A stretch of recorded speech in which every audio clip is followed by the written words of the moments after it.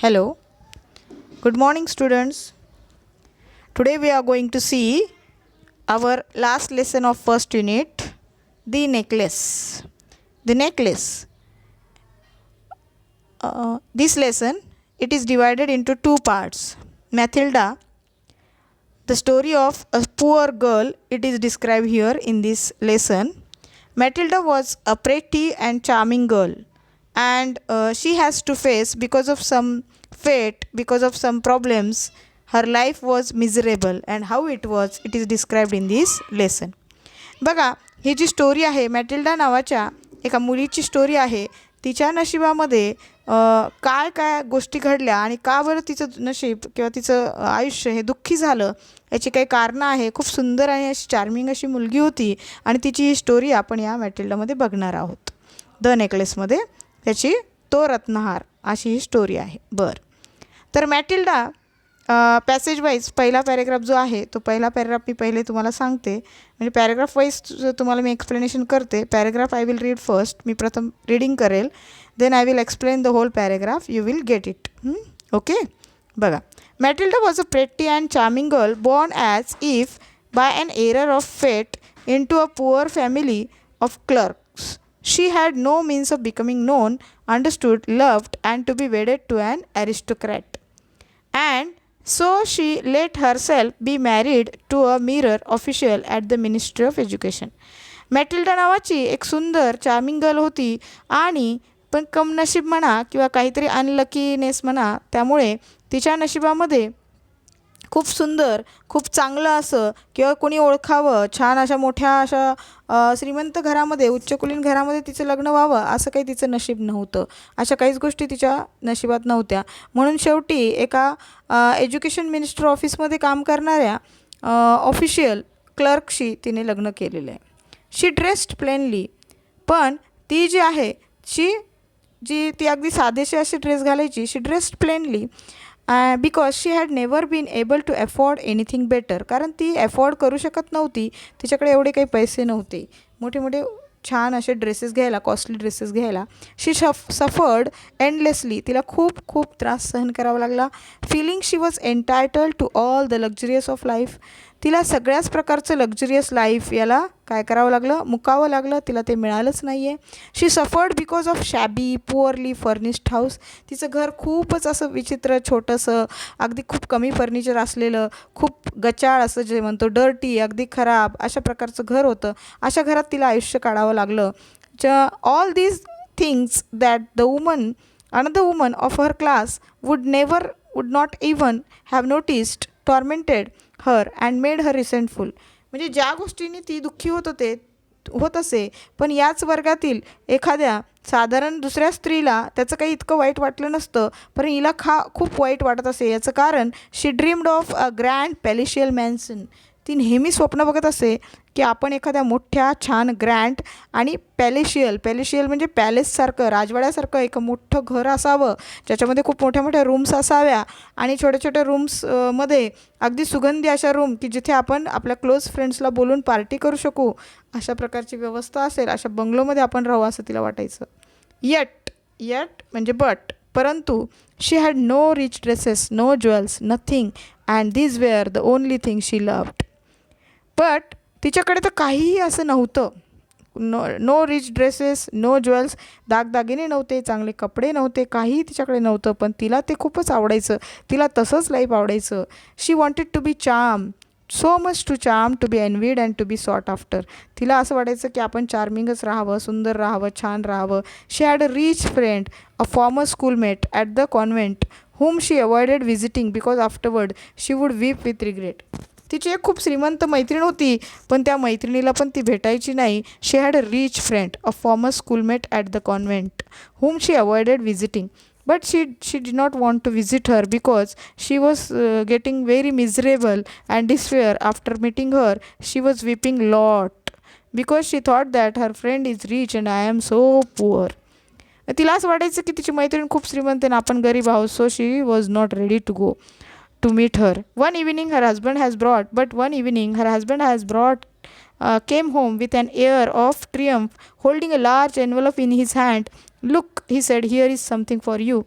She tore open the paper and drew out a card on which was printed the words, the Minister of Education and Mr. Georgius and Mrs. Rompenu request the pleasure of Mr. and Mrs. Loisel's company at the ministry on the evening of Monday, January 18th.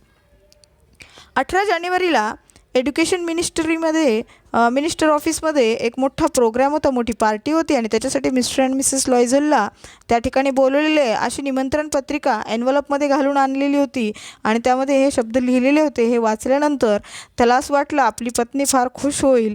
Instead of being डिलायटेड, पण ती delight न होता as her husband had hoped, जसं त्याच्या पतीला वाटलं होतं, she threw the invitation, तिने ते इन्व्हिटेशन फेकून दिलेलं आहे. And muttered, what do you want me to do with that and what do you expect me to wear if I go.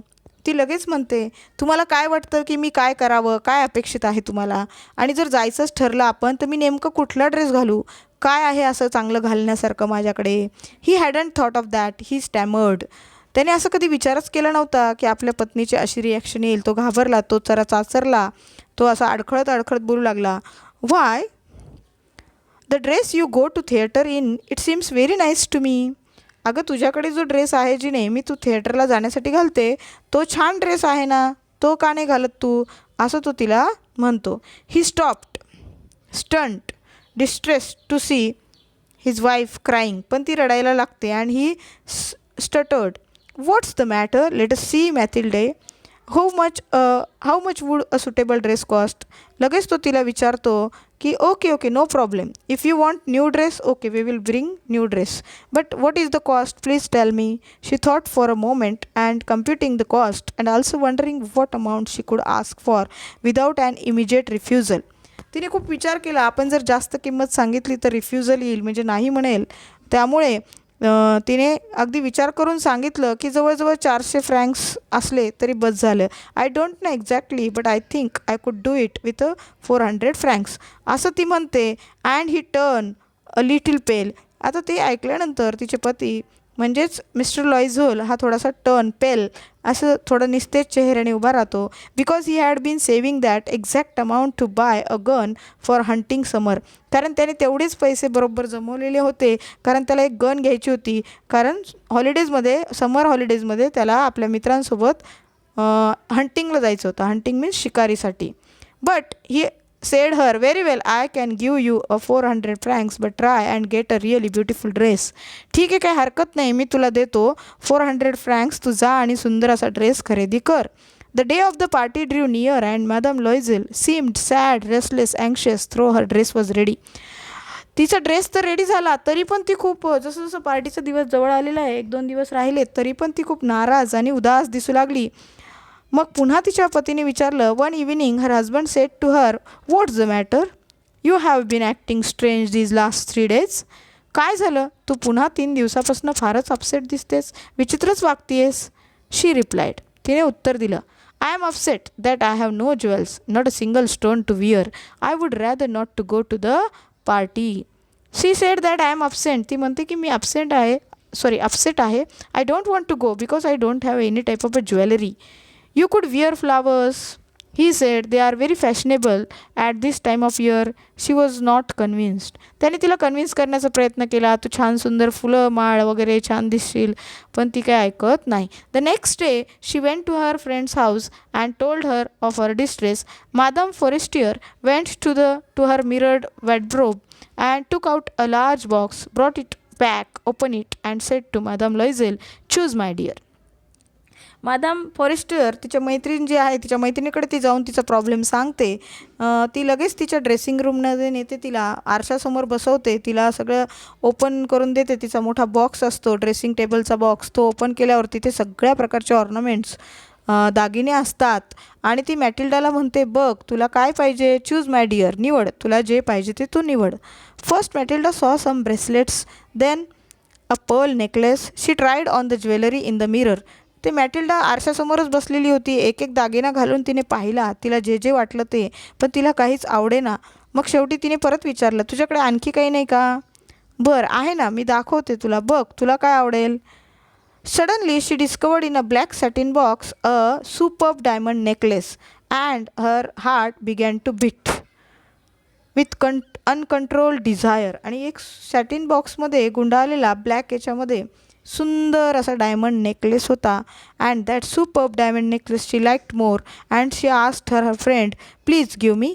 Her hands trembled. She took it. She fastened it around her neck and stood lost in ecstasy as she looked at herself. She saw it into the mirror. तिने मिररमध्ये पाहिलं आणि तिने बघितलं की तो हार खूपच सुंदर दिसतोय तिच्या गळ्यामध्ये.